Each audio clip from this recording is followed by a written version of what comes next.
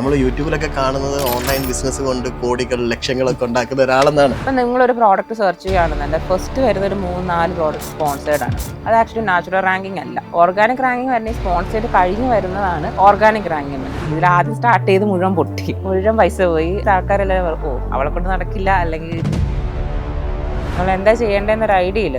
പിന്നെ നമ്മൾ എന്താ വെച്ചിട്ടുണ്ടെങ്കിൽ നമുക്ക് ലോക്കലി അവൈലബിൾ ആയിട്ടുള്ള കസ്തൂരി മഞ്ഞൾ കണ്ടുപിടിച്ച്, അപ്പോൾ അത് വാങ്ങി നമ്മൾ റീപാക്ക് ചെയ്ത് 100 ഗ്രാമിൻ്റെ 50 ഗ്രാമിൻ്റെ റീപാക്ക് ചെയ്ത് വെറുതെ അത് ഒരു കിലോ മാത്രമേ വേണം. സോ അത് ലിസ്റ്റ് ചെയ്ത് അത് പതിയെ ഓർഡേഴ്സ് വന്നു. അങ്ങനെ റിവ്യൂ കയറി പതിയെ നമ്മൾ സെല് ചെയ്യാൻ പറ്റും. ഇപ്പോൾ പലരും പറയും, ഇപ്പോൾ ഇതിന് ഇത്രയും രൂപയല്ലേ ഉള്ളൂ, ഇതിനിങ്ങനെ ഇത്രയും രൂപ ഇടാൻ പറ്റുക, ഇത്രയും ഇട്ട് ആരെങ്കിലും വാങ്ങുമോ? ഇപ്പോൾ നമ്മുടെ ഒരു പ്രോഡക്റ്റിൻ്റെ മാർക്കറ്റ് എന്ന് പറയുന്നത് ശരിക്കും ഓൾ ഇന്ത്യയാണ്. നമുക്ക് സെയിൽ എന്ന് പറയുന്നത് 24/7 വരും. നമ്മൾ ഉറങ്ങുവാണെങ്കിൽ നമുക്ക് സെയിലുണ്ട്. സ്റ്റാർട്ടിങ്ങിൽ ഒരു ഓവർനൈറ്റ് സക്സസ് ഒന്നും എന്തായാലും ഉണ്ടാകത്തില്ല. അത് ഞാൻ ആദ്യമേ പറഞ്ഞത്, നമുക്ക് നമുക്ക് പ്രത്യേകിച്ച് ഒരു ഓൺലൈൻ ചെയ്യുമ്പോൾ നമുക്കൊരു ഓവർനൈറ്റ് സക്സസ് ഉണ്ടാകത്തേ ഇല്ല. അതിന് നല്ല ടൈം എടുക്കും. മേ ബി ഒരു 2 months 3 months ടൈം എടുക്കും. പക്ഷെ നമ്മൾ കൺസിസ്റ്റൻ്റ് ആയിട്ട് ചെയ്യണം. സിനിമ സ്വപ്നം കാണുന്നവർക്ക് Chavara film school, Kochi. Hello guys, ഇന്ന് നമ്മളുടെ ഉള്ളത് ഒരു ലേഡി ഓൺടർപ്രണർ ആണ്. Let's welcome Shruthi K Prince. Thank you. നമസ്കാരം. ഓൺലൈനിൽ കൂടെയാണ് ബിസിനസ് കാര്യങ്ങളൊക്കെ ചെയ്യുന്നത്. നമ്മൾ യൂട്യൂബിലൊക്കെ കാണുന്നത് ഓൺലൈൻ ബിസിനസ് കൊണ്ട് കോടികൾ ലക്ഷങ്ങളൊക്കെ ഉണ്ടാക്കുന്ന ഒരാളെന്നാണ്. അപ്പം ശരിക്കും ഓൺലൈനിൽ തന്നെ ഇങ്ങനെ ചെയ്യാമെന്നുള്ള, ഓൺലൈനിൽ പ്രൊഡക്ട്സ് വിൽക്കാം എന്നുള്ള ഒരു ഐഡിയ വന്നത് എന്തുകൊണ്ടായിരിക്കാം? എൻ്റെ ഐഡിയ അല്ലായിരുന്നു, അത് ഹസ്ബൻഡിൻ്റെ ഐഡിയ ആയിരുന്നു. ഹസ്ബൻഡ് നേരത്തെ ഗൾഫിലായിരുന്നു. സോ ഇപ്പം ഞാൻ നാട്ടിലായിരുന്നു. സോ അപ്പോൾ അങ്ങനെ ഞങ്ങൾ നാട്ടിലൊരു ബിസിനസ് എന്നുള്ള രീതിയിൽ ആലോചിച്ചപ്പോഴാണ് ഇങ്ങനൊരു ഐഡിയ വന്നത്. ഇപ്പോൾ അന്നേരമാണ് നമ്മൾ ഈ ഞങ്ങൾ ആമസോണാണ് ഫസ്റ്റ് സ്റ്റാർട്ട് ചെയ്തത്. സോ ആമസോൺ പോലൊരു പ്ലാറ്റ്ഫോം ആകുമ്പോൾ നമുക്ക് ഓൾ ഇന്ത്യ മാർക്കറ്റാണ്.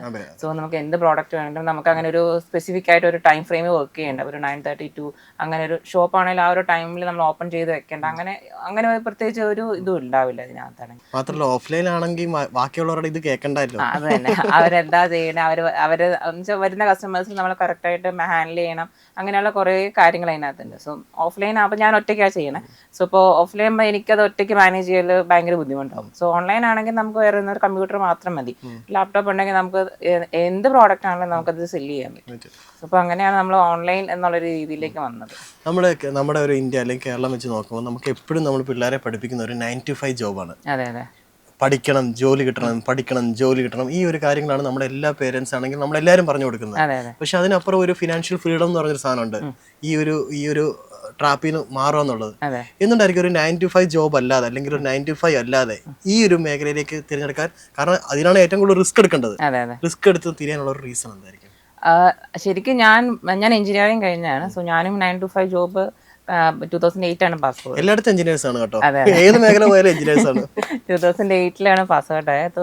2014 വരെ ഞാൻ 9 to 5 ജോബ് തന്നെയാണ് കണ്ടിന്യൂസ്ലി ചെയ്തിട്ടുണ്ട്. കണ്ടിന്യൂസ് പ്ലേസ്മെന്റ് ആയി. പിന്നെ അവിടുന്ന് കല്യാണം കഴിഞ്ഞു, ഗൾഫിലായിരുന്നു. സോ അവിടെയും കമ്പനിയിലാണ് വർക്ക് ചെയ്തത്. അങ്ങനെ കണ്ടിന്യൂസ് ഒരു ജോബ് തന്നെയായിരുന്നു. പിന്നെ നമ്മൾ കുഞ്ഞായി കഴിഞ്ഞപ്പോൾ പിന്നെ നമ്മൾ കുറേ ചേഞ്ചസ് വരുമല്ലോ. സോ നമുക്ക് 9 to 5 ജോബ് എടുക്കാൻ ഉള്ള, വീട്ടിൽ നിന്ന് മാറി നിൽക്കാനും അങ്ങനെയുള്ള കുറേ പ്രശ്നങ്ങളുണ്ടായിരുന്നു. സോ അപ്പോൾ അപ്പോഴാണ് നമ്മൾ ഈ ഒരു ഐഡിയനെ പറ്റി ആലോചിച്ചത്. അപ്പോൾ ഈ ഒരു ഐഡിയ റിസ്ക് ആണ്, പക്ഷെ റിസ്ക് എടുക്കാതെ നമുക്കൊന്നും ചെയ്യാനും പറ്റത്തില്ല. റിസ്ക് ഇല്ലാത്ത എനിക്ക് പിന്നെ ബിസിനസ് ഒരു ആക്ച്വലി വലിയ താല്പര്യം ഇല്ലാത്ത ഒരാളായിരുന്നു ഫസ്റ്റില്. എൻ്റെ ഹസ്ബൻഡിനായിരുന്നു ബിസിനസ് ചെയ്യണം എന്നുവെച്ചാൽ പുള്ളിക്ക് തിരിച്ചു വരണം എന്നുള്ളൊരു ഇതുണ്ടായിരുന്നു. സോ ഇപ്പോൾ നമുക്കിവിടെ നാട്ടിലൊരു എന്തെങ്കിലും ഒരു ഇൻകം വേണമല്ലോ. സോ അപ്പോൾ അങ്ങനെയാണ് നമ്മൾ ഇതിലേക്ക് സ്റ്റാർട്ട് ചെയ്തത്. അതെ. അപ്പോൾ എനിക്കെന്ന് പറഞ്ഞാൽ റിസ്ക് എടുത്തെന്ന് വെച്ചാൽ എനിക്കൊരു ബാക്ക് എൻഡ്, എനിക്കൊരു സപ്പോർട്ട് ഉണ്ടായിരുന്നു. ഹസ്ബൻഡിന് ജോലിയുണ്ട്. സോ അങ്ങനത്തെ സപ്പോർട്ട് കൂടി തന്നെ ഞാൻ റിസ്ക് എടുത്തത്. പക്ഷെ തന്നെ അത് കഴിഞ്ഞ് പിന്നെ നമുക്ക് തോന്നി ഓക്കെ നമുക്ക് നോക്കാം. ഇപ്പം ഞാൻ സ്റ്റാർട്ട് ചെയ്ത സമയത്ത് എന്ന് പറഞ്ഞിട്ടുണ്ടെങ്കിൽ എനിക്ക് തോന്നുന്നില്ല ആരും അങ്ങനെ ഒരു ഓൺലൈൻ സെയിൽ എന്നുള്ളൊരു രീതിയിലേക്ക് 2015-16 ആണ് കറക്റ്റായിട്ട് സ്റ്റാർട്ടിങ് ചെയ്യുന്നത്. 2016 ആണ്. സോ അപ്പോൾ ഫസ്റ്റ് എന്ന് പറഞ്ഞാൽ നമ്മൾ എങ്ങനെ ആമസോണിൽ രജിസ്റ്റർ ചെയ്യണമെന്ന് പോലും നമുക്കൊരു ഐഡിയ ഇല്ല.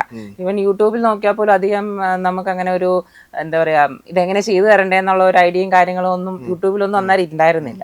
പിന്നീടാണ് വീഡിയോസും കാര്യങ്ങളൊക്കെ ഇപ്പോൾ ഉണ്ട്. പക്ഷെ അന്നേരമാണല്ലോ ഒന്നും ഉണ്ടായിരുന്നില്ല. പിന്നെ നമ്മൾ ജസ്റ്റ് വെറുതെ നമ്മൾ ആമസോണിൻ്റെ അക്കൗണ്ട് സ്റ്റാർട്ട് ചെയ്യുമ്പോൾ ഒരു സെല്ലർ അക്കൗണ്ട് സ്റ്റാർട്ട് ചെയ്യുമ്പോൾ നമുക്ക് അതിലൊരു ഓപ്ഷൻ കാണും. സോ നമ്മളങ്ങനെ വെറുതെ ഓരോ ഡീറ്റെയിൽസ് ഇട്ടിട്ട് കൊടുത്തു. അപ്പം അങ്ങനെ ചെന്നപ്പോൾ നമുക്ക് GST വേണം, അങ്ങനെ എന്തൊക്കെയാണ് അതിന് വേണ്ടതെന്നുള്ളത് നമ്മൾ ചെയ്ത് വന്നപ്പോഴാണ് നമുക്ക് മനസ്സിലായത്. ദെൻ അത് കഴിഞ്ഞിട്ടാണ് GST എടുത്തത്. പിന്നെ അങ്ങനെ ഓരോന്നും നമ്മൾ അതിന് വേണ്ടിയിട്ടുള്ള സർട്ടിഫിക്കേഷനും ഡോക്യുമെന്റ്സ് ഒക്കെ നമ്മൾ അത് കഴിഞ്ഞിട്ട് എടുക്കണം. അത് കഴിഞ്ഞെടുത്ത് നമ്മൾ പിന്നെ പ്രോഡക്റ്റ് ലിസ്റ്റ് ചെയ്യുക, എങ്ങനെ പ്രോഡക്റ്റ് ലിസ്റ്റ് ചെയ്യേണ്ടത്, എങ്ങനെയായിരിക്കണം ഫോട്ടോസ്, അതെല്ലാം അത് കഴിഞ്ഞിട്ട് നമ്മൾ ഫസ്റ്റ് രജിസ്റ്റർ ചെയ്ത് കഴിഞ്ഞ് കുറേ നാൾ കഴിഞ്ഞിട്ടാണ് ആക്ച്വലി ഞങ്ങളത് ഒരു ഫുൾ സ്വിംഗിലേക്ക് കാര്യം എന്ന് വെച്ചാൽ നമുക്ക് പറഞ്ഞു തരാനും ആരുമില്ല. ഇപ്പൊ എല്ലാ സപ്പോർട്ടും കാര്യങ്ങളൊക്കെ ഉണ്ട്, എന്നാലും പക്ഷെ അവര് പറഞ്ഞു തന്നെ വളരെ ലിമിറ്റഡ് ആയിരിക്കും. നമുക്ക് അറിയാവുന്ന ഒരാളുണ്ടെങ്കിൽ മാത്രമേ നമുക്ക് കറക്റ്റ് ആയിട്ട് ചെയ്യാൻ പറ്റും. സോ നമ്മള് അത് പിന്നെ അവിടെ ഇരുന്ന് പഠിച്ചു, പിന്നെ പഠിച്ചു പിന്നെ നമ്മൾ തന്നെ ചെയ്തു. ഇപ്പോൾ നമ്മൾ ബിസിനസിന്റെ തുടക്കം പറയും, ഏറ്റവും ഹാർഡായിട്ടുള്ള ഒരു പോയിന്റ് എന്ന് പറയുന്നത് ആദ്യത്തെ ഒരു സ്റ്റെപ്പിംഗ് സ്റ്റോൺ ആണ്, അല്ലെങ്കിൽ ഒരു സ്റ്റെപ്പാണ്. അപ്പം എന്തായിരുന്നു ആദ്യത്തെ ഒരു പ്രൊഡക്റ്റ്, എങ്ങനെയായിരുന്നു അതിലേക്ക് കയറി, അതിന്റെ ഒരു റിസൾട്ട് എന്തായിരുന്നു? ആദ്യത്തെ ഫുൾ ഫ്ലോപ്പ് ആയിരുന്നു. ആദ്യമേ ആക്ച്വലി ഞങ്ങൾ ഇങ്ങനെ ഞങ്ങളുടെ ഇപ്പോഴത്തെ സ്ഥാപനത്തിന് റെയിൻടെക് എന്നാ പേര്. ആദ്യമേ വേറെ ഒരു ജുമേറ എന്ന് പറഞ്ഞിട്ട് ഞങ്ങൾ വേറൊരു ഇതാണ് സ്റ്റാർട്ട് ചെയ്തത്, ഫസ്റ്റ് സ്റ്റാർട്ട് ചെയ്തത്. സ്പ്രേ ഒക്കെ ആയിരുന്നു ട്രൈ ചെയ്തത്? അല്ല, സ്പ്രേ അല്ല, ഈ ഇമ്പോർട്ടഡ് മറ്റേ മൊബൈലിന്റെ കവറ് അങ്ങനത്തെ കാര്യങ്ങളൊക്കെ ആയിരുന്നു. അപ്പൊ അതിൽ ശരിക്കും ഞങ്ങൾ കുറെ ബ്ലണ്ടർ ഉണ്ടായിരുന്നു. കാരണം ഞങ്ങൾ ഇമ്പോർട്ട് ചെയ്ത പ്രോഡക്റ്റ് ആയിരുന്നു, ചൈനയിൽ നിന്ന് ഇമ്പോർട്ട് ചെയ്ത പ്രോഡക്റ്റ്. അപ്പൊ ബൾക്കായിട്ട് നമ്മൾ പ്രോഡക്റ്റ് എടുക്കണമായിരുന്നു.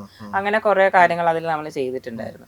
സോ അപ്പൊ അതെന്താ ഇഷ്യൂ എന്ന് വെച്ചാൽ നമ്മൾ ഈ പറഞ്ഞ പോലെ നമുക്ക് അറിയില്ല ഇത് എങ്ങനെ ചെയ്യേണ്ടത്, എങ്ങനെ ഇത് വരിക, അതിന്റെ ഔട്ട്കം എന്തായിരിക്കും എന്നൊന്നും നമുക്ക് ഒരു ഐഡിയ ഉണ്ടായിരുന്നില്ല. പക്ഷേ ഈവൻ ഹെഡ്സെറ്റ്സും കാര്യങ്ങളൊക്കെ ഉണ്ടായിരുന്നു. സോ അപ്പൊ അതിന്റെ ക്വാളിറ്റിയും കാര്യങ്ങളൊന്നും നമുക്ക് ഇപ്പൊ ക്വാളിറ്റി ഉള്ള പ്രോഡക്റ്റ് കിട്ടുമായിരിക്കും. പക്ഷെ നമുക്ക് അന്ന് ചെയ്തപ്പോൾ നമുക്ക് ആ ക്വാളിറ്റി ഉള്ള പ്രോഡക്റ്റ് നമ്മൾ നോക്കുമ്പോൾ ഇപ്പൊ ഒരു പ്രാവശ്യം നമ്മൾ ചെയ്ത് കേട്ട് നോക്കിയപ്പോൾ ഓക്കെ ആയിരിക്കും. പക്ഷെ അത് കണ്ടിന്യൂസ് യൂസ് ചെയ്ത് കഴിയാൻ നേരത്തെ അതിന്റെ ക്വാളിറ്റി അത്ര ഇതല്ലായിരുന്നു. സോ അങ്ങനെ വന്ന് നമ്മൾ ആദ്യം ആ അക്കൗണ്ട് സ്റ്റാർട്ട് ചെയ്തു, നമ്മൾ പ്രോഡക്റ്റ് ലിസ്റ്റ് ചെയ്തു, എന്താ പറയുക, കസ്റ്റമർ കംപ്ലയിൻസ് വന്നു. സോ ഇപ്പൊ കസ്റ്റമർ കംപ്ലയിൻസ് ഇപ്പൊ അത് എങ്ങനെ ഹാൻഡിൽ ചെയ്യണമെന്ന് നമുക്ക് അറിയണ്ടായിരുന്നില്ല. ലൈക്ക് എങ്ങനെയാണ് നമ്മളൊരു കംപ്ലയിന്റ് വരുമ്പോൾ നമ്മളത് റെക്ടിഫൈ ചെയ്യാൻ നമ്മൾ എന്ത് ചെയ്യണം, ആമസോണിൽ എന്ത് ചെയ്യണം, അങ്ങനെ കുറെ കാര്യങ്ങളുണ്ട് അതിനകത്ത്. സോ അത് നമുക്ക് അറിയില്ലായിരുന്നു ആദ്യമേ. സോ അങ്ങനെ വന്ന് കുറെ റിട്ടേൺസ് വന്നു, കംപ്ലയിൻസ് നമ്മുടെ അക്കൗണ്ട് തന്നെ ഡീആക്ടിവേറ്റ് ചെയ്തു. ആമസോൺ തന്നെ അങ്ങനെ വരുമ്പോൾ അതായത് അവർക്ക് ഓരോ ക്രൈറ്റീരിയ ഉണ്ട്. ഇത് ഇത്ര നമ്മുടെ ഡിസ്പാച്ച് ഇത്ര ടൈമിനുള്ളിൽ നടത്തണം, അല്ലെങ്കിൽ നമ്മുടെ നെഗറ്റീവ് ഇത്ര കുറവായിരിക്കണം, കസ്റ്റമർ റിട്ടേൺ കുറവായിരിക്കണം, അല്ലെങ്കിൽ കസ്റ്റമറിന്റെ കമന്റ്സും അവരുടെ കംപ്ലയിൻസ് ഇത്ര ഒരു പെർസെന്റേജ് തന്നിട്ടുണ്ടാവും, അതിന് താഴെ ആയിരിക്കണം. നമ്മുടെ ഒരു അക്കൗണ്ട് ഹെൽത്തിന് അവർ കുറെ ഒരു ക്രൈറ്റീരിയസ് നമുക്ക് തരും. അപ്പം നമ്മൾ എപ്പോഴും അത് ഫുൾഫിൽ ചെയ്ത് മാത്രമേ അത് ഫുൾഫിൽ ചെയ്യുന്നതാണെങ്കിൽ നമുക്ക് അതൊരു വലിയ കുഴപ്പമില്ലാണ്ട് നമുക്ക് സെയിൽ ചെയ്യാൻ പറ്റും. ഇവൻ അത് ഒരെണ്ണെങ്കിലും പോയാൽ തന്നെ അതിൽ നമ്മൾ നെഗറ്റീവ് ആയല്ലോ. നെഗറ്റീവ് ആകാൻ നേരത്തെ അവരുടെ അടുത്തു നിന്നുള്ള സപ്പോർട്ട് നമുക്ക് അത്ര, അല്ലെങ്കിൽ നമ്മുടെ പ്രോഡക്റ്റിന് വിസിബിലിറ്റി നന്നായിട്ട് ബാധിക്കും. സോ അങ്ങനെ ആ അക്കൗണ്ട് ഡീആക്ടിവേറ്റ് ചെയ്തു. അങ്ങനെ ഡീആക്ടിവേറ്റ് ചെയ്ത് ഞങ്ങൾ പിന്നെ രണ്ടാമത് വേറെ GST എടുത്ത് പിന്നെ ഞങ്ങൾ ഇമ്പോർട്ട് ചെയ്തില്ല. കാരണം ഇമ്പോർട്ട് ചെയ്യാനുള്ള പൈസ ഉണ്ടായിരുന്നില്ല അന്ന്. നല്ലൊരു എമൗണ്ട് സ്പെൻഡ് ചെയ്തിട്ട് നമ്മൾ പ്രോഡക്റ്റ്, അതെ. പിന്നെ ഞങ്ങൾ വേറെ GST എടുത്ത് വേറെ ഒരു പേരിൽ വേറെ GST എടുക്കുക. അത് കഴിഞ്ഞ് നമ്മൾ പിന്നെ ഞാൻ ചെയ്തെന്ന് വെച്ചിട്ടുണ്ടെങ്കിൽ ഇപ്പൊ പിന്നെ പ്രോഡക്റ്റ് ഇല്ല കയ്യിൽ, നമ്മൾ എന്താ ചെയ്യേണ്ടതെന്നൊരു ഐഡിയ ഇല്ല നമുക്ക്. പിന്നെ നമ്മൾ എന്താ വെച്ചിട്ടുണ്ടെങ്കിൽ നമുക്ക് ലോക്കലി അവൈലബിൾ ആയിട്ടുള്ള പ്രോഡക്റ്റ്, ഞാൻ അങ്ങനെ ചെയ്തത്, ലോക്കലി അവൈലബിൾ ആയിട്ടുള്ള പ്രോഡക്റ്റ് ഏതാണെന്ന് നോക്കി വെറുതെ ആമസോണിൽ തന്നെ കുറെ പ്രോഡക്ട്സ് ഉണ്ടാവുമല്ലോ, ലൈക്ക് നമ്മൾ വാങ്ങാൻ. അപ്പൊ അങ്ങനെ വെറുതെ തപ്പി വരുമ്പോൾ നമ്മൾ കേരളത്തിൽ നിന്നുള്ള പ്രോഡക്റ്റ് ഏതാ ഇങ്ങനെ നോക്കി നമുക്ക് അവസാനം ഞങ്ങൾ കസ്തൂരി മഞ്ഞൾ കണ്ടുപിടിച്ചു. ഇപ്പൊ കസ്തൂരി മഞ്ഞൾ എന്ന് പറഞ്ഞാൽ ഞങ്ങൾ അപ്പുറത്തെ കടയിൽ പോയാലും നമുക്ക് സാധനം കിട്ടും. സോ അങ്ങനെ ഫസ്റ്റ് നമ്മളൊരു ആ കസ്തൂരി മഞ്ഞൾ വാങ്ങി, ഇവരുടെ 1 കിലോ ഒരു കസ്തൂരി മഞ്ഞൾ ഞങ്ങളുടെ അവിടെ നിന്ന് തന്നെ ഈ പച്ചമരുന്ന് വെക്കുന്ന ഒരു ചേട്ടനുണ്ട്, പുള്ളിയുടെ കയ്യിൽ നിന്ന് വാങ്ങി. അപ്പൊ അത് വാങ്ങി നമ്മൾ റീപാക്ക് ചെയ്ത് 100 ഗ്രാമിന്റെ 50 ഗ്രാമിന്റെ റീപാക്ക് ചെയ്ത് വെറുതെ 1 കിലോ മാത്രമേ വാങ്ങിയിട്ടുള്ളൂ. സോ അത് ലിസ്റ്റ് ചെയ്ത് ആദ്യമൊന്നും ഓർഡർ ഒന്നും ഉണ്ടായിരുന്നില്ല. ഒരു മാസം 2 മാസം കഴിഞ്ഞിട്ടാണ് പതിയെ ഓർഡേഴ്സ് ഒക്കെ വരാന്ന് പറയുന്നത്. ദെൻ അത് പതിയെ ഓർഡേഴ്സ് വന്നു.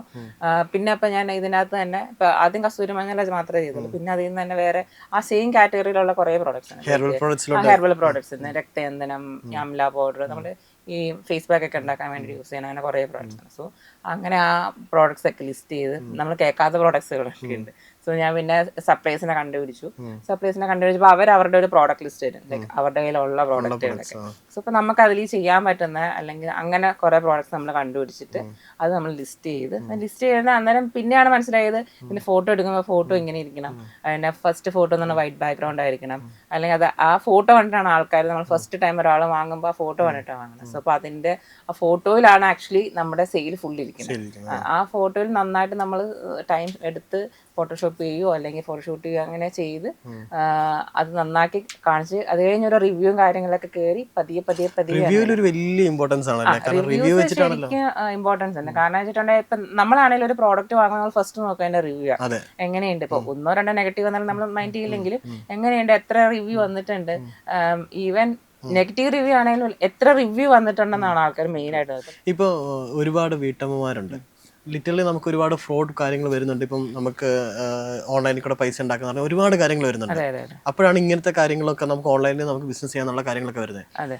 ശരിക്കും ഒരു വീട്ടമ്മയ്ക്ക് ഇത് വെച്ച് നല്ല ഒരു വരുമാനം വരുത്താൻ പറ്റുമോ? സ്റ്റാർട്ടിങ്ങിൽ ഒരു ഓവർനൈറ്റ് സക്സസ് ഒന്നും എന്തായാലും ഉണ്ടാകത്തില്ല. അത് ഞാൻ ആദ്യമേ പറഞ്ഞത്. നമുക്ക് ഒന്നിലും നമുക്ക് പ്രത്യേകിച്ച് ഒരു ഓൺലൈൻ ചെയ്യുമ്പോൾ നമുക്കൊരു ഓവർനൈറ്റ് സക്സസ് ഉണ്ടാകത്തേ ഇല്ല.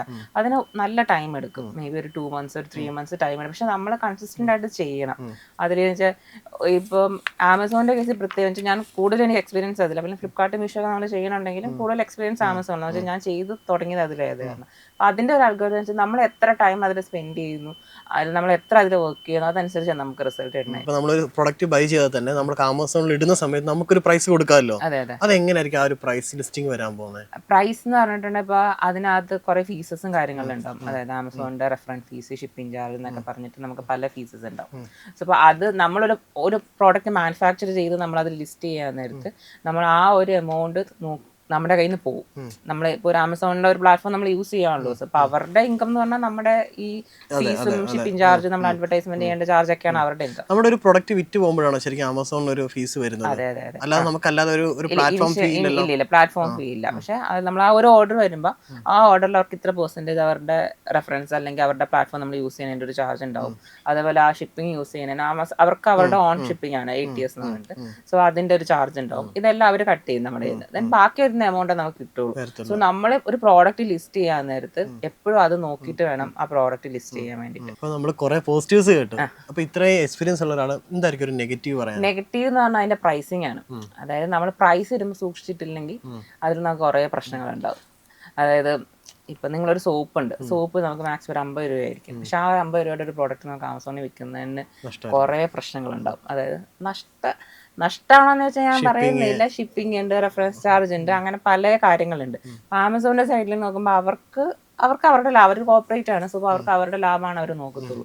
സോ ഇപ്പോൾ അവർ സെല്ലർ സൈഡിൽ നിന്ന് നോക്കുമ്പോൾ അവരെപ്പോഴും ബയറിനെയാണ് സപ്പോർട്ട് ചെയ്യുക. ഇപ്പം നമുക്കിപ്പോൾ ഓരോ സമയത്തും ചിലപ്പോൾ നമ്മുടെ പ്രൊഡക്റ്റിന്റെ എൻക്വയറീസ് മാറിക്കൊണ്ടിരിക്കും. ചിലപ്പോൾ ഇന്ന് പോകുന്നതായിരിക്കും, നാളെ പോകുന്നത്. അപ്പൊ അതിന്റെ ഒരു സ്റ്റഡിയൊക്കെ എങ്ങനെയാ ശരിക്കും പറഞ്ഞാൽ നടത്തുക? ആദ്യം നമുക്ക് അതിൽ റിപ്പോർട്ട്സ് കിട്ടും. നമുക്ക് ആമസോണിൽ തന്നെ ഇപ്പൊ മന്ത്ലി അല്ലെ ഡെയിലി വീക്ക്ലി ഒക്കെ റിപ്പോർട്ട്സ്. ഇപ്പൊ നമ്മളിപ്പോ സാധാരണക്കാരൻ നിലയിൽ ഒരു ആദ്യമായിട്ടൊരു പ്രൊഡക്റ്റ് ഇടുന്നു, ഫസ്റ്റ് പ്രൊമോഷൻ നമുക്ക് എന്തൊക്കെ ചെയ്യാം? ഈ പ്രൊഡക്റ്റിൽ ആൾക്കാരിലേക്ക് എത്തിക്കാൻ അല്ലെങ്കിൽ അത് ആൾക്കാരിൽ മേടിക്കാനായിട്ട് നമുക്ക് എന്തൊക്കെ പ്രൊമോഷൻ ചെയ്യാൻ പറ്റും? കാരണം ഒരു തുടക്കക്കാരനായിരിക്കാം ചെയ്യുന്നത്. ലൈക്ക് ലിറ്ററലി അവരൊരു ബൾക്ക് പ്രൊഡക്ട്സ് എടുത്ത് വെച്ചേക്കുമായിരിക്കാം. എങ്ങനെയൊക്കെ നമുക്കത് പ്രൊമോട്ട് ചെയ്യാൻ പറ്റും? നമ്മൾ മെയിൻ ആയിട്ട് പ്രൊമോട്ട് ചെയ്യേണ്ടത് നമുക്ക് ആമസോൺ അഡ്വർടൈസ്മെന്റ് ചെയ്യാനുള്ള ഓപ്ഷൻ ഉണ്ട്. ഫസ്റ്റ് നമ്മൾ ലിസ്റ്റിംഗ് നോക്കുക. ലിസ്റ്റിംഗ് എപ്പോഴും ചെയ്യാൻ നേരത്തെ അതിന്റെ ഹെഡിങ്ങും അതിനകത്ത് കീവേഡ്സ് ഉണ്ടാവണം. ഇതെല്ലാം SEO ആണ്, സെർച്ച് എഞ്ചിൻ ആണ് ഫുൾ. അതിനൊരു ടീം ഉണ്ടോ അതോ? ഞങ്ങൾ ചെയ്യുന്നുണ്ട്. ഞങ്ങൾക്കൊരു കൺസൾട്ടൻസി ഞങ്ങൾ വർക്ക് ചെയ്യുന്നുണ്ട്. സോ ആ കൺസൾട്ടൻസിയിൽ റെയിൻഡെക് ഇ-കൊമേഴ്സ് കൺസൾട്ടൻസി എന്ന് പറഞ്ഞാൽ ഞങ്ങൾ ചെയ്യുന്നുണ്ട് ഇതിന്റെ കൂടെ തന്നെ. ഓൺ കമ്പനി തന്നെയാണ്. ഓൺ കമ്പനി തന്നെ. സോ അതിൽ നമുക്ക് സ്റ്റാഫ് ഉണ്ട്. സോ ഞാനും ചെയ്യുന്നുണ്ട്. സോ അപ്പൊ അങ്ങനെ അതും ഇതും പിന്നെ ആമസോണിന്റെ വെയർ ഹൗസും ചെയ്യുന്നുണ്ട് നമ്മൾ. സോ അപ്പൊ ഇതെല്ലാം കൂടെ ക്ലബ് ചെയ്തിട്ടാണ് ചെയ്യുന്നത്. സോ കൺസൾട്ടൻസിയിൽ നമ്മൾ മെയിൻ ആയിട്ട് ചെയ്യാന്ന് വെച്ചാൽ നമുക്ക് ഒരാൾക്ക് ഒരു അക്കൗണ്ട്, ഇപ്പൊ നിങ്ങൾ പറഞ്ഞ പോലെ ഒരു പുതിയൊരു ഫ്രഷ് ആയിട്ട് വരുന്ന ഒരാൾക്ക് അവർക്ക് അക്കൗണ്ട് എടുത്ത് കൊടുക്കും. അക്കൗണ്ട് എടുത്തുകൊണ്ട് നമ്മൾ പ്രോഡക്റ്റ് ലിസ്റ്റ്, ഏറ്റവും മെയിൻ അതിനകത്ത് തന്നെ പ്രോഡക്റ്റ് ലിസ്റ്റിംഗ്. ഫസ്റ്റ് സ്റ്റെപ്പ് എന്ന് പറഞ്ഞാൽ പ്രോഡക്റ്റ് ലിസ്റ്റിംഗ് ആണ്. സോ പ്രോഡക്റ്റ് ലിസ്റ്റിംഗിൽ നമ്മൾ മാക്സിമം ശ്രദ്ധിക്കണം. കാരണം നമ്മുടെ ബ്രാൻഡ് നെയിം ഉണ്ടാവണം, അതിനകത്ത് കീവേഡ്സ് ഉണ്ടാവണം. വെറുതെ ഒരു പ്രോഡക്റ്റിന്റെ ഒരു പേര്, ഇപ്പൊ നിങ്ങളുടെ ക്യാമറ എന്ന് വെറുതെ ഇട്ട് ആരും വാങ്ങില്ല. അതിന്റെ സ്പെസിഫിക്കേഷനും കാര്യങ്ങളും എല്ലാം ഇപ്പൊ എന്തെങ്കിലുമൊക്കെ ഉണ്ടാവുമല്ലോ, അതെല്ലാം അതിന്റെ കീവേഡ്സും കാര്യങ്ങളൊക്കെ ഇൻക്ലൂഡ് ചെയ്തിട്ട് വേണം അതിനകത്ത് നമ്മൾ ഹെഡിങ് തന്നെ കൊടുക്കുക. ഹെഡിങ് മാത്രമല്ല അതിനകത്ത് പിന്നെ ബുള്ളറ്റ് പോയിന്റ്സ് കൊടുക്കുക. ഓരോരോ നമ്മൾ നോക്കുമ്പോൾ കാണാലോ ഓരോ സെന്റൻസ് ബുള്ളറ്റ് പോയിന്റ്സ് കൊടുക്കുക. ഒരു പ്രോഡക്റ്റ് ഡിസ്ക്രിപ്ഷൻ ഉണ്ടാവും. അല്ലെ ബാക്ക് എൻഡിൽ നമുക്ക് കീവേഡ്സ് തന്നെ ആഡ് ചെയ്യാനുണ്ടാവും.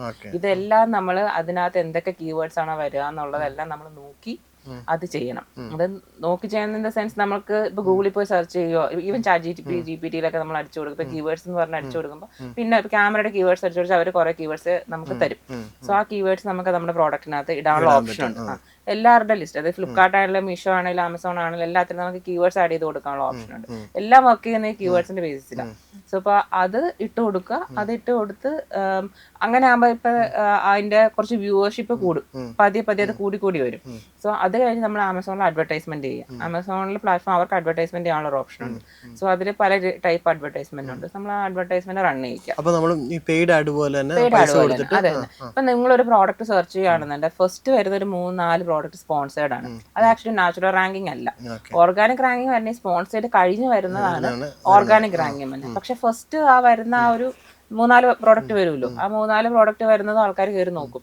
ഈ ആഡ് ചെയ്യണമെങ്കിൽ തന്നെ അതിനൊരു ക്രൈറ്റീരിയ ഉണ്ടാകത്തില്ല, കാരണം ഇല്ല ആഡ് ചെയ്യണമെന്നത് ക്രൈറ്റീരിയാസ് കാരണം നമ്മുടെ ഒരു പ്രോഡക്റ്റ് ഭയങ്കര മോശമാണ്, എനിക്ക് അതിനെ ആഡ് ചെയ്യാൻ പറ്റുമോ? നെഗറ്റീവ് റിവ്യൂ ഉള്ള പ്രോഡക്റ്റ് അങ്ങനെയാണ് ഉദ്ദേശിച്ചത്. നെഗറ്റീവ്സ് ഉള്ള പ്രോഡക്ട്സ് നമുക്ക് ആഡ് ചെയ്യാൻ പറ്റത്തില്ല. ആഡ് ചെയ്യാം, പക്ഷെ നെഗറ്റീവ് റിവ്യൂ ഉള്ള പ്രോഡക്റ്റിന് ആരും വാങ്ങില്ലല്ലോ. ഇനിഷ്യലി നമുക്കൊരു ഇച്ചിരി അഡ്വർടൈസ്മെന്റ് നമ്മൾ സ്പെൻഡ് ചെയ്യേണ്ടി വരും. പക്ഷെ അതിൽ തന്നെ ഒരു ഗുണം വെച്ചാൽ നമുക്ക് ഒരിക്കലും ആ പൈസ നമ്മൾ അങ്ങോട്ട് ഡെപ്പോസിറ്റ് ചെയ്യണമെന്ന് ഒരു കമ്പൽസറി ഇല്ല. അതായത് നമുക്ക് 2 രീതിയിൽ വേണമെങ്കിൽ നമുക്കൊരു മന്ത്ലി ബഡ്ജറ്റ് ഒരു 10,000 രൂപ നമുക്ക് ഉണ്ട് അഡ്വർടൈസ്മെന്റ് ചെയ്യാൻ, നമ്മൾ ആമസോണിൽ അത് ഡെപ്പോസിറ്റ് ചെയ്ത് നമുക്ക് അതിന് വേണ്ടി റൺ ചെയ്യാം. അല്ലാന്നുണ്ടെങ്കിൽ ജസ്റ്റ് അഡ്വർടൈസ്മെന്റ് സ്റ്റാർട്ട് ചെയ്തിട്ടാൽ മതി. നമുക്ക് ഈ അഡ്വർടൈസ്മെന്റ് റൺ ചെയ്ത് കഴിഞ്ഞാൽ നമുക്ക് സെയിൽ വരുമല്ലോ, സെയിൽ വരുമ്പോൾ അവരതിൽ നിന്ന് കട്ട് ചെയ്യും. സോ അങ്ങനെ ഇപ്പോൾ ഇനിഷ്യലി നമ്മൾ അതിൽ ഇത്ര പൈസ മുടക്കി ചെയ്യേണ്ട ഒരു ആവശ്യമില്ല. അത് ശരിക്കും പറഞ്ഞാൽ അതാണ് ഒരു മെയിൻ പ്ലസ് പോയിന്റ് ആണ്. കാരണം അഡ്വർടൈസ്മെന്റ് ചെയ്യാൻ കാശില്ല ഇരിക്കുന്ന ഒരാളാണെന്നുണ്ട്, നമ്മൾ പ്രോഡക്റ്റ് എല്ലാം വാങ്ങി അഡ്വർടൈസ്മെന്റ് ചെയ്യാൻ കാശില്ല നമുക്ക്. പക്ഷേ അഡ്വർടൈസ്മെന്റ് ചെയ്യാൻ കാശ് കയ്യിൽ നിന്ന് ആ ഒരു ലിക്വിഡ് മണി അന്നേരം മുടക്കേണ്ട ആവശ്യമില്ല. നമുക്കത് അഡ്വർടൈസ്മെന്റ് സ്റ്റാർട്ട് ചെയ്യാം. ദെൻ അത് കഴിഞ്ഞ് ആഫ്റ്റർ അഡ്വർടൈസ്മെന്റ് റൺ ചെയ്ത് സെയിലൊക്കെ വന്നു കഴിയാൻ നേരത്ത് അതിൽ അവർ കട്ട് ചെയ്യും. പക്ഷെ അവർ കട്ട് ചെയ്യും ആ എമൗണ്ട് അന്നേരം അവർ കട്ട് ചെയ്യുള്ളൂ. അപ്പോൾ നമ്മൾ പ്രൈസ് ഇടുമ്പോൾ ഇതിനെല്ലാം കണക്ക് കൂട്ടിയിട്ട് വേണം പ്രൈസ് ഇടാൻ വേണ്ടിയിട്ട്. ഏറ്റവും കൂടുതൽ സെയിൽ നടന്നൊരു പ്രൊഡക്റ്റ് ഏതായിരിക്കാം? എൻ്റെ ടർമറിക് തന്നെയാണ്. എൻ്റെ കസ്തൂരി മഞ്ഞളാണ് എനിക്ക് ഏറ്റവും കൂടുതൽ സെയിൽ ഇപ്പോഴും നടക്കുന്നത്, അപ്പോഴും നടന്നത്. ഏറ്റവും കൂടുതൽ സെയിൽ നടക്കുന്ന കസ്തൂരി മഞ്ഞളാണ്. ഇപ്പോൾ ഇപ്പോൾ വരെയുള്ള ഒരു സിറ്റുവേഷൻ നോക്കുകയാണെങ്കിൽ നമ്മൾ യൂട്യൂബിൽ കണ്ടു ലക്ഷങ്ങൾ സമ്പാദിച്ച ഒരു വീട്ടമ്മ, അങ്ങനെ പല തമ്പുകളാണ് കണ്ടത്. ശരിക്കും എന്താണ് ജെനുവിറ്റി? ലക്ഷങ്ങളാണോ കോടികളാണോ? ലക്ഷങ്ങളുണ്ട്, അവള് കോടികളിലേക്കൊന്നും പോകാറായിട്ടില്ല. ലക്ഷങ്ങളെന്ന് ഞാൻ പറയില്ല, പക്ഷെ ഒരു സക്സസ്ഫുൾ ഒരു എന്താ പറയുക ഒരു ബിസിനസ് സക്സസ്ഫുൾ ആയിട്ട് കൊണ്ടുനടക്കാൻ പറ്റുന്നുണ്ട്. ഇതിൽ ആദ്യം സ്റ്റാർട്ട് ചെയ്ത് മുഴുവൻ പൊട്ടി, മുഴുവൻ പൈസ പോയി, എല്ലാം അങ്ങനെ ഭയങ്കര പ്രശ്നങ്ങളുണ്ട്. അപ്പോൾ ഹസ്ബൻഡാണ് പിന്നെ രണ്ടാമതും. പിന്നെ എന്താ പ്രശ്നം എന്ന് വെച്ചാൽ ആദ്യമേ പൊട്ടിക്കഴിയാന്നിട്ട് ആൾക്കാരെല്ലാം അവളെ കൊണ്ട് നടക്കില്ല, അല്ലെങ്കിൽ അവൾക്കറിയില്ല, അങ്ങനെ ഒരു സംഭവം വരും. അപ്പം എനിക്ക് ഭയങ്കര പ്രശ്നമാണ് അങ്ങനെ കേൾക്കുന്നത്. ഇപ്പം നമ്മളെ കൊണ്ട് പറ്റുമെന്ന് അവൾ കാണിച്ചു കൊടുക്കുക എന്നുള്ളതും കൂടി അതിനകത്ത് ഉണ്ടായിരുന്നു. സോ അപ്പം അങ്ങനെ രണ്ടാമത് തുടങ്ങി. ഹസ്ബൻഡ് എന്നെ സപ്പോർട്ട് ചെയ്ത്. പിന്നെ എനിക്ക് എൻ്റെ ഒരു കസിൻ ഉണ്ടായിരുന്നു എൻ്റെ കൂടെ, നയന എന്ന് പറഞ്ഞിട്ട്. ആ കുട്ടി എന്താ പറയുക സ്റ്റാർട്ടിങ് ടു എൻഡ് ഇപ്പോഴും നമ്മുടെ കൂടെ തന്നെ എൻ്റെ കൂടെ വർക്ക് ചെയ്യുന്നുണ്ട്. പുള്ളിക്കാരി നല്ലതായിട്ട് സപ്പോർട്ട് ചെയ്തു. പിന്നെ എൻ്റെ ഒരു സ്റ്റാഫ് ഉണ്ട്. ആക്ച്വലി ഞങ്ങൾ ഫുൾ വുമൺ ഓറിയൻറ്റഡ് ആണ്, എല്ലാ സ്റ്റാഫും വുമൺസ് ആണ്. സോ ഞാൻ സ്റ്റാർട്ടിങ്ങിൽ ധന്യാന്ന് പറഞ്ഞൊരു കുട്ടിയായിരുന്നു. ആ കുട്ടിയാണ് ഇപ്പം ഞാൻ അത് രണ്ടാമത്തെ പ്രഗ്നൻ്റ് ഒക്കെ ആയി കഴിഞ്ഞപ്പോൾ പുള്ളിക്കാരിയാണ് full A to Z handle ചെയ്തത്. പാക്ക് ചെയ്തതും ഷെഡ്യൂൾ ചെയ്യലും കാര്യങ്ങളെല്ലാം. ഞാൻ ബാക്ക് എൻഡിൽ നോക്കുന്നുണ്ടെങ്കിൽ പോലും അത് റൺ ചെയ്തുകൊണ്ട് പോയത് എൻ്റെ സ്റ്റാഫാണ്. അപ്പോൾ ഞാൻ ശരിക്കും പറഞ്ഞിട്ടുണ്ടെങ്കിൽ എൻ്റെ സക്സസ്സിന് ഇവരെല്ലാവരും കാരണക്കാര്. ഫുള്ളി സക്സസ് എന്ന് ഞാൻ പറയില്ല, എന്നാൽ പോലും ആ ഒരു സ്ട്രഗ്ലിങ് ഫേസ് ചെയ്യുന്ന ഇപ്പോൾ ഒരു കോൺസ്റ്റന്റ് ഉള്ള ഒരു ലെവലിലേക്ക് എത്തണമെന്നുണ്ടെങ്കിൽ ഇവരെല്ലാവരും സപ്പോർട്ട് ചെയ്തുകൊണ്ട് മാത്രമാണ് നമുക്ക് അങ്ങനെ ചെയ്യാൻ വേണ്ടി. ഹസ്ബൻഡിന്റെ സപ്പോർട്ടാണ്, ഹസ്ബൻഡാണ് ഓരോന്ന് ഇത് ചെയ്യണേ എങ്ങനെയാണെന്ന് നമുക്ക് അറിയില്ലല്ലോ. സോ അത് പറഞ്ഞു തന്നതൊക്കെ ഹസ്ബൻഡ് തന്നെയാണ്. സോ അത് കഴിഞ്ഞ് പുള്ളി തിരിച്ചു വന്ന് പുള്ളി വേറെ ബിസിനസ് തന്നെയാണ് ചെയ്യണേ. സോ ഇത് കംപ്ലീറ്റ്ലി റൺ ചെയ്തുകൊണ്ട് പോവുക, അല്ലെങ്കിൽ എന്തെങ്കിലും ഒരു പ്രശ്നം വരാൻ നേരത്തെ ഹെൽപ്പ് ചെയ്യണമെന്നെല്ലാം പുള്ളി തന്നെയാണ്. ഇപ്പോൾ ഒരുപാട് പേര് ഇങ്ങനെ ഞാൻ പറഞ്ഞ തന്നെ ഇങ്ങനെ തുടങ്ങാൻ നിൽക്കുന്നുണ്ട്. ഇപ്പം സ്റ്റാർട്ട് ചെയ്യാൻ നിൽക്കുന്നവർക്ക് ശരിക്കും കൺസൾട്ടൻസി കൊടുക്കുന്നില്ല മാം? കൊടുക്കുന്നുണ്ട്. അതുപോലെ തന്നെ കൊടുക്കാൻ പറ്റുന്ന ഒരു നല്ല ടിപ്പ്, ഈവൻ എപ്പോഴും ഒരു യൂണീക്ക് പ്രോഡക്റ്റ് സെലക്ട് ചെയ്യാൻ നോക്കാം. ഇപ്പം ഞാൻ പറഞ്ഞ പോലെ ഇപ്പോൾ കേരളാസ് ഓൺ പ്രോഡക്റ്റ് എന്നൊക്കെ പറഞ്ഞിട്ട് പറയണ പോലെ തന്നെ എപ്പോഴും ഒരു യൂണീക്ക് ആയിട്ടുള്ള ഒരു പ്രോഡക്റ്റ് സെലക്ട് ചെയ്യാൻ നോക്കുക. അത് നമുക്ക് പെട്ടെന്ന് അവൈലബിൾ ആയിട്ടുള്ള ഒരു പ്രോഡക്റ്റാണ്. അതും ഇപ്പം ഫോർ എക്സാമ്പിൾ ഇപ്പം ഈ ചങ്ങലം വരണ്ട എന്നൊരു സംഭവമുണ്ട്. അത് ആക്ച്വലി നമ്മുടെ കടയിലൊന്നും ആക്ച്വലി ഇപ്പോൾ കിട്ടില്ല. എല്ലാവരുടെ വീട്ടിലൊക്കെ ഈ ചമ്മന്തിപ്പൊടിയൊക്കെ ഉണ്ടാക്കാൻ വേണ്ടിയുണ്ട്. ആക്ച്വലി അതിന് നല്ല സെയിലുള്ള ഒരു സാധനം, പക്ഷെ ആരും ചെയ്യുന്നില്ല. അങ്ങനത്തെ കുറേ പ്രൊഡക്റ്റുകളുണ്ട്. അപ്പം നമ്മളൊരു യുണീക്ക് ആയിട്ടുള്ള പ്രോഡക്റ്റ് നമ്മൾ കണ്ടുപിടിക്കുക, അതിന് നമ്മൾ ടൈം സ്പെൻഡ് ചെയ്ത് കണ്ടുപിടിക്കണം. ഞാൻ പതിയെ ചെയ്യാൻ ഉദ്ദേശിച്ചിട്ടുണ്ടെങ്കിൽ ചെയ്യുക, അത്രേ ഉള്ളൂ. അതിൽ നമ്മൾ പിന്നെ കുറേ ഇനി വേണോ വേണ്ടയോ അങ്ങനെ ചിന്തിച്ച് നിന്നിട്ടുണ്ടോ ഒന്നും നടക്കില്ല. അത് GST എടുക്കുക, ലിസ്റ്റ് ചെയ്യുക. അപ്പോൾ ആ പ്രോഡക്റ്റ് ഫെയിലായി, ഇപ്പം ഞാൻ പറയുമ്പോൾ ഒരിക്കലും ഒരാൾ ഒരു ബൾക്കായിട്ട് ഒരു പ്രോഡക്റ്റ് എടുത്ത് വെച്ച് സ്റ്റാർട്ടിങ് സ്റ്റേജിലുള്ള ഒരാൾ ബൾക്കായിട്ടുള്ള ആ പ്രോഡക്റ്റ് എടുത്ത് വെച്ച് ചെയ്യാൻ നിൽക്കരുത്. നമുക്ക് പറയാൻ പറ്റില്ല ഇതിൽ ഏത് പ്രോഡക്റ്റാണ് സക്സസ്, ഏത് പ്രോഡക്റ്റാണ് ഫെയിൽ എന്നുള്ളത് നമുക്ക് പറയാൻ പറ്റില്ല. ചിലപ്പോൾ ആദ്യം ലിസ്റ്റ് ചെയ്ത പ്രോഡക്റ്റ് ഒന്നും സെയിലായി എന്ന് വരില്ല. സോ നമ്മൾ ആ നഷ്ടം നമുക്ക് ഓക്കെ ആക്കിക്കൊണ്ട് മാത്രമേ നമ്മൾ ആ പ്രോഡക്റ്റ് വാങ്ങി വെക്കാവുള്ളൂ. Anyway thank you so much. ഇനി ഒരുപാട് ആൾക്കാർക്ക് ഇൻസ്പിറേഷൻ ആകട്ടെ. ഇപ്പം നമ്മൾ യൂട്യൂബിലൊക്കെ കാണുന്ന ഒരുപാട് ഇൻകം സോഴ്സ് അല്ലെങ്കിൽ ഒരു വലിയ ബ്രാൻഡിലോട്ട്, ഇനി ഒരു ഹ്യൂജ് ബ്രാൻഡിൽ എത്തട്ടെ. Anyway thank you so much for coming. സിനിമ സ്വപ്നം കാണുന്നവർക്ക് ചാവറ ഫിലിം സ്കൂൾ, കൊച്ചി.